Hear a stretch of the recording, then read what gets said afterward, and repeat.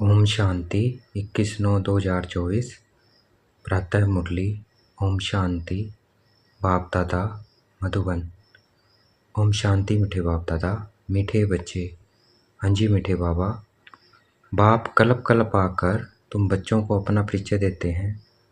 तुम्हें भी सबको बाप का यथार्थ परिचय देना है। जैसे बाबा ने हमें परिचय दिया अपना, वैसे हमें भी दूसरों को बाबा का यथार्थ परिचय देना है। प्रश्न है, बच्चों के किस प्रश्न को सुनकर बाप भी वंडर खाते हैं? उत्तर, बच्चे कहते हैं बाबा आपका परिचय देना बहुत मुश्किल है, हम आपका परिचय कैसे दें? यह प्रश्न सुनकर बाप को भी वंडर लगता है। जब तुम्हें बाप ने अपना परिचय दिया है तो तुम भी दूसरों को दे सकते हो। इसमें मुश्किलात की बात ही नहीं है, यह तो बहुत सहज है। हम सब आत्माएं निराकार हैं, तो जरूर उनका बाप भी निराकार होगा।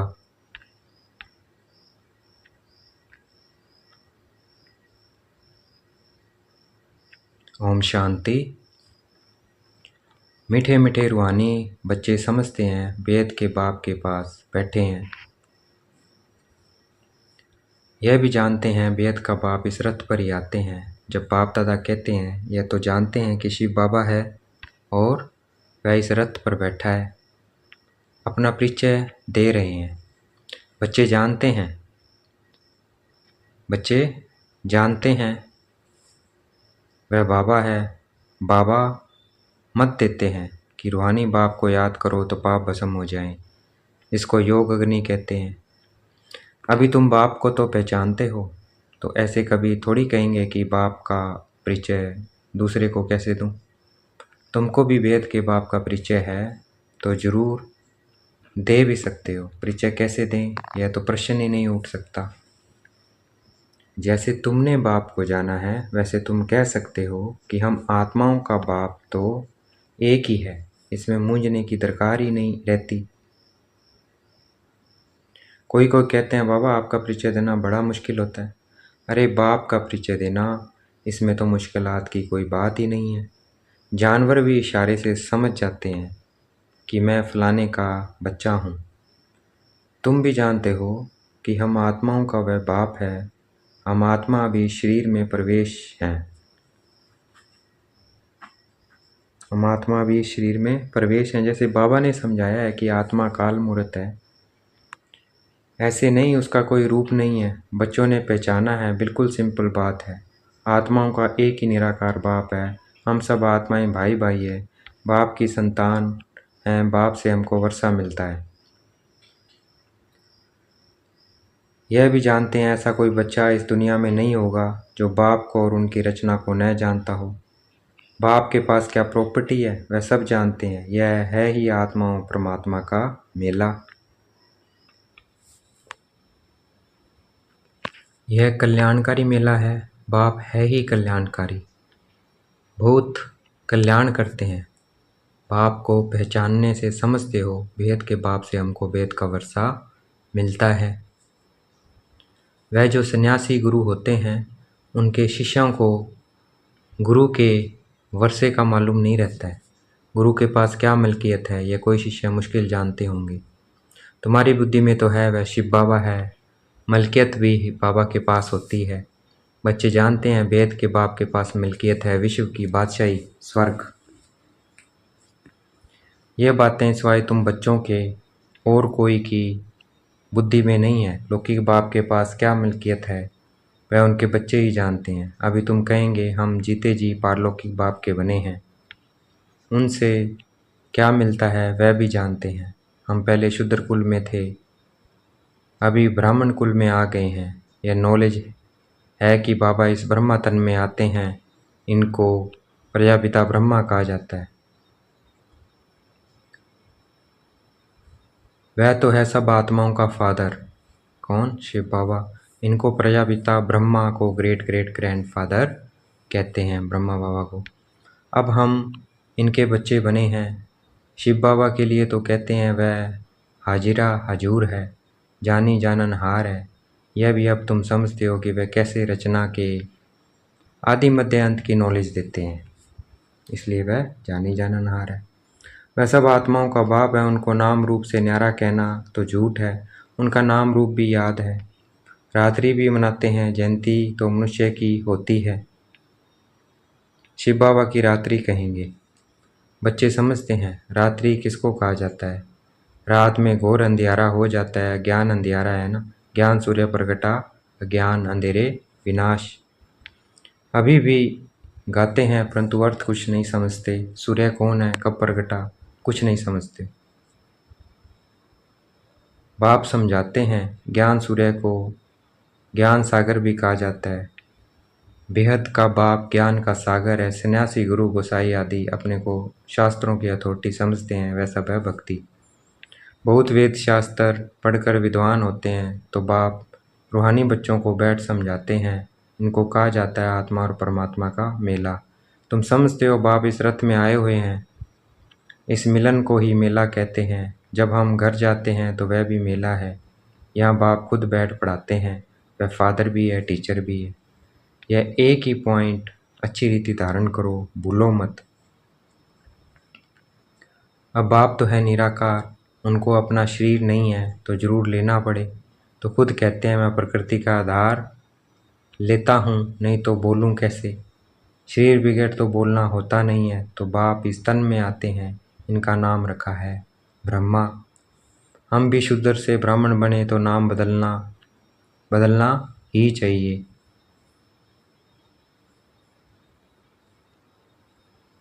नाम बदलना ही चाहिए, शूद्र से ब्राह्मण बने तो।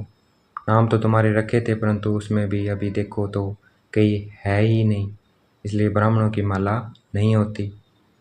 भक्तमाला और रुद्रमाला गाई हुई है, ब्राह्मणों की माला नहीं होती है। विष्णु की माला तो चली आई है। सूक्ष्म वतन में विष्णु को 4 भुजा वाला दिखाया है, 2 भुजा लक्ष्मी की, 2 भुजा नारायण की। बाप समझाते हैं मैं धोबी हूँ, मैं योग बल से तुम आत्माओं को शुद्ध बनाता हूँ, फिर भी तुम विकार में जाकर अपना श्रृंगार ही गवा देते हो। बाप आते हैं सबको शुद्ध बनाने, आत्माओं को आकर सिखलाते हैं, तो सिखलाने वाला जरूर यहाँ चाहिए ना। पुकारते भी यहाँ आकर पावन बनाओ, कपड़ा भी मैला होता है तो उनको धोकर शुद्ध बनाया जाता है। तुम भी पुकारते हो हे पतित पावन बाबा, आकर पावन बनाओ। आत्मा पावन बने तो शरीर भी पावन मिले, तो पहली मूल बात होती है बाप का परिचय देना। बाप का परिचय कैसे दें, यह तो प्रश्न ही नहीं पूछ सकते हैं। तुमको भी बाप ने परिचय दिया, तब तो तुम आए हो ना। परिचय मिला तभी तो आए। किसने दिया हमें परिचय? बाबा ने दिया। चाहे किसी का भी आधार लिया हो, लेकिन परिचय कौन देता है? बाबा। तुम आए हो ना, बाप पास आते हो। बाप कहाँ है? इस रथ में। यह है अकाल तख्त। तुम आत्मा भी अकाल मूर्त हो, यह सब तुम्हारे तख्त हैं जिस पर तुम आत्माएं विराजमान हो, वह तो अकाल तख्त जड़ हो गया ना। तुम जानते हो मैं अकाल मूर्त अर्थात निराकार, जिसका साकार रूप नहीं है। मैं आत्मा विनाशी हूँ, कब विनाश हो न सके, एक से छोड़ दूसरा लेता हूँ। मुझे आत्मा का पाठ अविनाशी नुंदा हुआ है। आज से 5000 वर्ष पहले भी हमारा ऐसे ही पाठ शुरू हुआ था। 1 संवत से हम यह पाठ बजाने घर से आते हैं। यह है ही 5000 वर्ष का चक्कर। वह तो लाखों वर्ष कह देते हैं, इसलिए थोड़े वर्षों का विचार में नहीं आता है। तो बच्चे ऐसा कभी कह नहीं सकते कि हम बाप का परिचय किसी को कैसे दें। ऐसे ऐसे प्रश्न पूछते हैं तो वंडर लगता है। अरे तुम बाप के बने हो, फिर बाप का परिचय क्यों नहीं दे सकते हो? हम सब आत्माएं हैं, वह हमारा बाबा है। सर्व की सदगति करते हैं, सदगति कब करेंगे यह भी तुमको अभी पता पड़ा है। कल्प कल्प के संगम युग कर आप आकर सर्व की सदगति करेंगे। वह तो समझते हैं अभी 40,000 वर्ष पड़े हैं और पहले से ही कह देते हैं नाम रूप से न्यारा है। अब नाम रूप से न्यारी कोई चीज़ थोड़ी होती है, पत्थर भीतर का भी नाम है ना। तो बाप कहते हैं मीठे मीठे बच्चों, तुम आए हो बेहद के बाप के पास। बाप भी जानते हैं कितने ढेर बच्चे हैं। बच्चों को अभी हद और बेहद से भी पार जाना है। सब बच्चों को देखते हैं, जानते हैं, इन सब को मैं लेने के लिए आया हूँ। सतयुग में तो बहुत थोड़े होंगे। कितना क्लियर है, इसलिए चित्रों पर समझाया जाता है। नॉलेज तो बिल्कुल ईजी है, बाकी याद की यात्रा में टाइम लगता है। ऐसे बाप को तो कभी भूलना नहीं चाहिए। बाप कहते हैं हमें कम याद करो तो पावन बन जाएंगे। मैं आता ही हूँ पतित से पावन बनाने, तुम अकाल मूर्त आत्माएं सब अपने अपने तख्त पर विराजमान हो। कहाँ पर है तख्त पर विराजमान? अर्थात भृकुटी के मध्य में विराजमान हूँ, वहाँ से हम पूरे शरीर को चलाते हैं। बाबा ने भी इस तख्त का लोन लिया है। कौन से तख्त का? ब्रह्मा बाबा के। इस भाग्यशाली रथ में बाप प्रवेश होते हैं। कोई कहते हैं परमात्मा का नाम रूप नहीं है, यह तो हो ही नहीं सकता। उनको पुकारते हैं, महिमा गाते हैं तो जरूर कोई चीज़ है ना। तमो प्रदान होने के कारण कुछ भी समझते नहीं है। बाप समझाते हैं, मीठे मीठे बच्चों, इतने 84 लाख योनियाँ तो कोई होती नहीं है ही 84 जन्म, पुनर्जन्म भी सबका होगा। ऐसे थोड़ी ब्रह्म में जाकर लीन होंगे व मोक्ष को पाएंगे। यह तो बना बनाया ड्रामा है, एक भी कम जास्ती नहीं हो सकता है। इस अनादि अविनाशी ड्रामे से ही फिर छोटे छोटे ड्रामे व नाटक बनाते हैं। वह अविनाशी, अभी तुम बच्चे वेद में खड़े हो, तुम बच्चों को यह नॉलेज मिली हुई है। हमने कैसे 84 जन्म लिए अभी बाप ने बताया है, आगे किसी को पता नहीं था। ऋषि मुनि भी कहते थे हम नहीं जानते।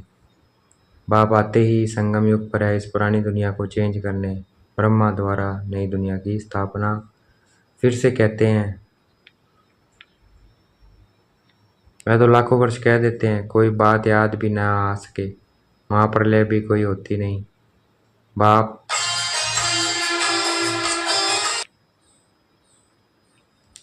महाप्रलय भी कोई होती नहीं। बाप राजयोग सिखलाते हैं, फिर राजा ही तुम पाते हो। इसमें तो संशय की कोई बात ही नहीं है। तुम बच्चे जानते हो पहले नंबर में सबसे प्यारे हैं बाप, फिर नेक्स्ट प्यारा है श्री कृष्ण। तुम जानते हो श्री कृष्ण है स्वर्ग का पहला प्रिंस, नंबर 1। वही फिर 84 जन्म लेते हैं, उसके ही अंतिम जन्म में मैं प्रवेश करता हूँ। कृष्ण के अंतिम जन्म में, कृष्ण जी के अंतिम जन्म ब्रह्मा में बाबा प्रवेश करते हैं। अब तुमको पति से पावन बनना है। पतित पावन बाप ही है। पानी की नदियाँ थोड़ी पावन कर सकती है।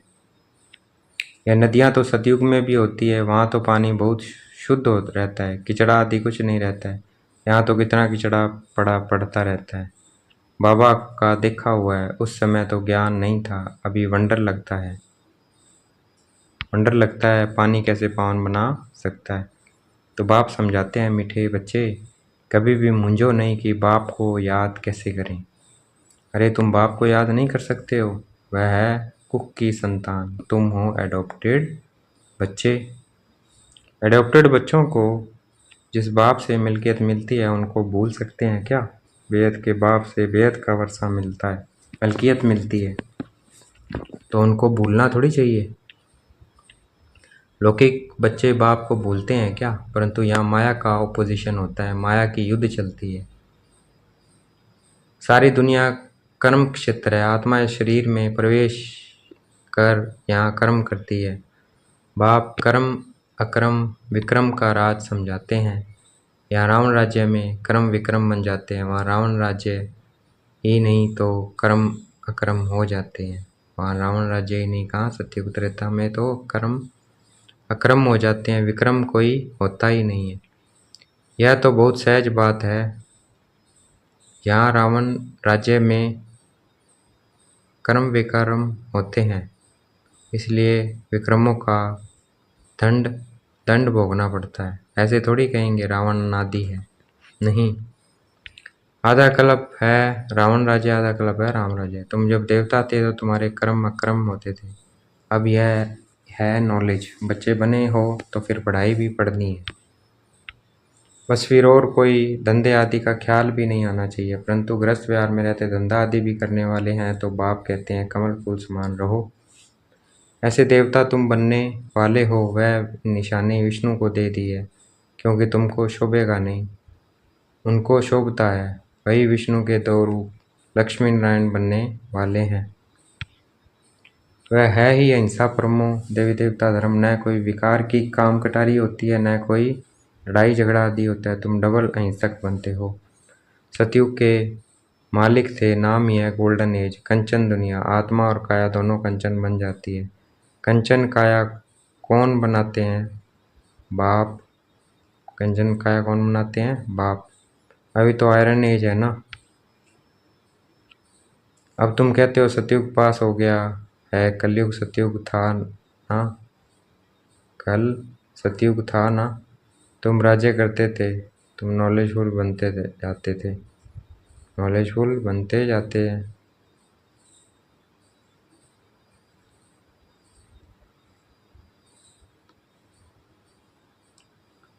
कल सतयुग था ना, तुम राज्य करते थे, तुम नॉलेजफुल बनते जाते हो, सब तो एक जैसे नहीं बनेंगे। अच्छा, देखेंगे बाप दादा हमें याद प्यार दे रहे हैं। मीठे मीठे से गलते बच्चों प्रति माता पिता बाप दादा का याद प्यार और गुड मॉर्निंग। रूहानी बाप की रूहानी बच्चों को नमस्ते, हमें भी याद प्यार देना। हम रूहानी बच्चों की रूहानी बाप दादा को दिल व जान शिकवा प्रेम से बेहद का याद प्यार और नमस्ते। धारणा के लिए मुख्य सार, मैं आत्मा काल तख्त नशीन हूँ, इस स्मृति में रहना है, हद और बेहद से पार जाना है, इसलिए हदों में बुद्धि नहीं फंसानी है। बेहद बाप से बेहद की मिल्कियत मिलती है, इस नशे में रहना है, कर्म अक्रम विक्रम की गति को जान विक्रमों से बचना है, पढ़ाई के समय धंधे आदि से बुद्धि निकाल लेनी है। बाप दादा ने मस्तक पे हाथ रखा हुआ वरदान दे रहे हैं, श्रीमत की लगाम को टाइट कर मन को वश करने वाले पालक सो मालिक भव। श्रीमत की लगाम को टाइट कर मन को वश करने वाले बालक सो मालिक भव। दुनिया वाले कहते हैं मन घोड़ा है जो बहुत तेज भागता है, लेकिन आपका मन इधर उधर भाग नहीं सकता है क्योंकि श्रीमत का लगाम मजबूत है। जब मन बुद्धि साइड सीन को देखने में मन चंचल होता है, इसलिए जब भी कोई बात हो मन चंचल हो तो श्रीमत की लगाम टाइट करो तो मंजिल पहुंच जाएंगे। बालक सो मालिक हूँ, इस स्मृति से अधिकारी बन मन को अपने वश में रखो। बालक सो मालिक हूँ, इस स्मृति से अधिकारी बन मन को अपने वश में रखो। आज का स्लोगन है, सदा निश्चय हो कि जो हो रहा है वह भी अच्छा है और जो होने वाला है वो और भी अच्छा है, तो अचल डोल रहेंगे। क्या स्लोगन है? निश्चय हो हमेशा कि जो हो रहा है वह भी अच्छा है, जो होगा वह भी बहुत अच्छा,